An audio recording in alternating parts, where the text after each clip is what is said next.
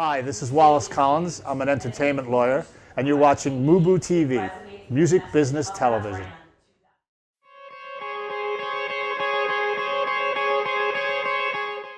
Hi, we're coming at you live from Sync Summit here in Santa Monica. We managed to catch up with Danny Exum of Workshop Creative. Danny, thank you so much for doing this. I really Absolutely, yeah. Thanks for having me. You know, you work in a very interesting field, a distinct field that's separate from film, it's separate from television. Right. It's more in the marketing area. Right. Talk about what makes trailers distinct. Well, yeah, it's its own beast. You know, I mean, a lot of people, people love to watch trailers, and it's a great thing, and we love that. At the end of the day, it's marketing, and we're trying to put people in the movie theater. So that all comes into it. I mean, it's like we want to use songs that people know, that have some cachet, that create some sense of excitement, and people say, oh, I love that song. Like, this trailer's really cool. Like, maybe I'll check the movie out. So I think that's the number one thing why it's different. I mean, because a lot of like film and TV and even like video games, that sort of thing, it's a little more.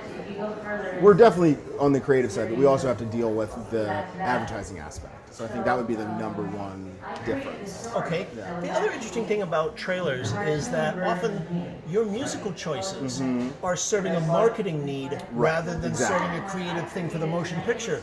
Talk about how, like, sometimes trailers will use songs and things that aren't even in the movie. Oh yeah, I mean, that's probably the biggest misconception, is that, a lot of people will say to me, like, I saw this song in the trailer, but it wasn't in the movie, or vice versa. Why didn't you use this song from the movie in the trailer?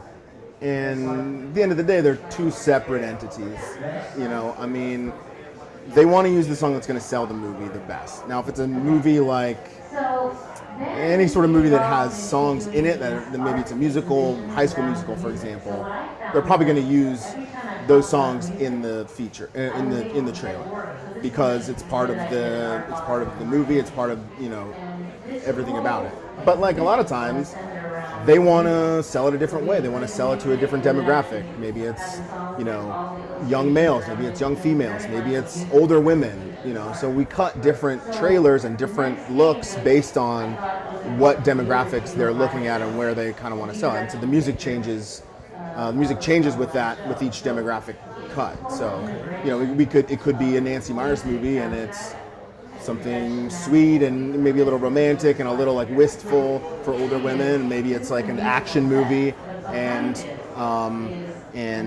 so we're using really bombastic, maybe hip hop or rock music, and so it really gives us a lot more flexibility in terms of how we want to market it without having to use the music from the film. So it's interesting hearing you speak about the different kinds of marketing that you do. Right. One of the things I'm thinking of is there's so many more platforms today.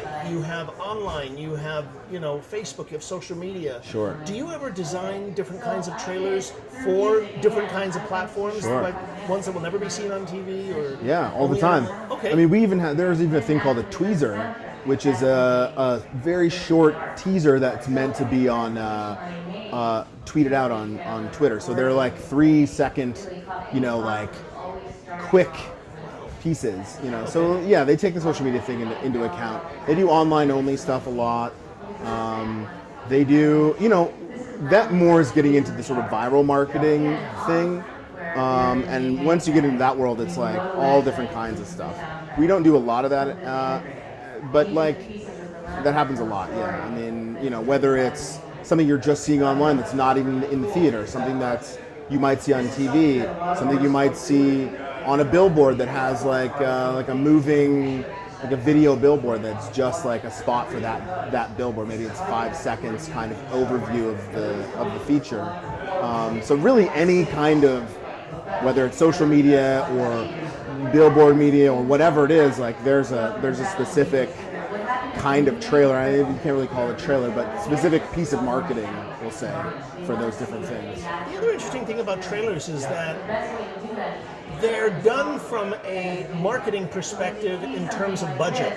Yes. The budget doesn't come out of the movie's music budget, it comes out of Correct. marketing. Correct. And therefore the economics are a little different in terms of what they will and won't use. Correct. So often I would imagine someone in your position can offer different amounts of music that might be totally different than a feature film or a TV show. Yeah, and that's a way that, that we benefit, is because it does come from the marketing budget. We have, if there's a song that they really love that they want in their trailer, and it costs umpteen thousands of dollars, if they really like it and it works, they'll buy it, and that maybe causes some other issues down the line in terms of, dealing with the budget and not having, the ideal is like you buy a song and it works for your trailer, and it works for any cut downs that you have, and it works for your trailer too, and so you're using it throughout the whole campaign. Might cost $1 million, like with say Michael Jackson, it's going to cost you a lot of money. So you want to use that song in as many places as possible, and so that's the ideal. But if you buy a song that's $1 million and you can only use it once, that's not the best use of your time. But it happens, and people want to make a big impact on the trailer, and so that happens too. But yeah, it lets us use. You don't really worry about that first, right? So it's all about the creative. Like, where are the songs at? What songs do we get? Doesn't matter what it is. Doesn't matter where it comes from. Just find the best option, and then we'll worry about licensing it if the powers that be like. When you're making trailers, often isn't it almost like an audition process that many people will get a film, different houses will get a film, and they'll have to submit. Is it an idea or is it a demo?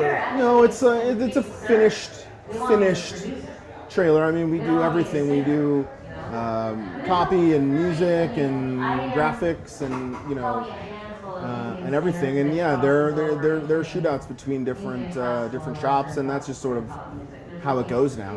It's sort of like. Was it always? Ever since I've been doing it, which has been about 10 years, it's been that way.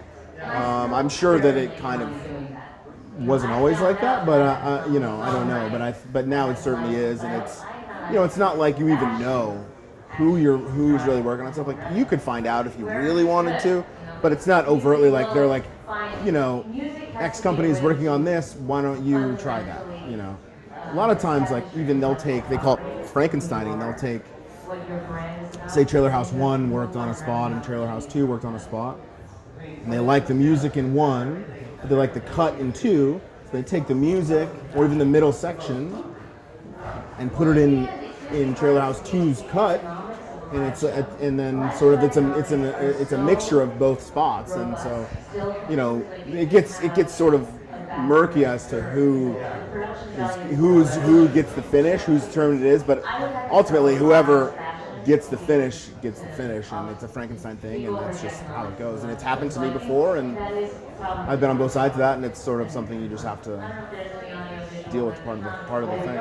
Do you find yourself in the trailer world nowadays, because of like what we talked about with platforms, doing trailers for things outside of film, outside of television, like webisodes or online things, or?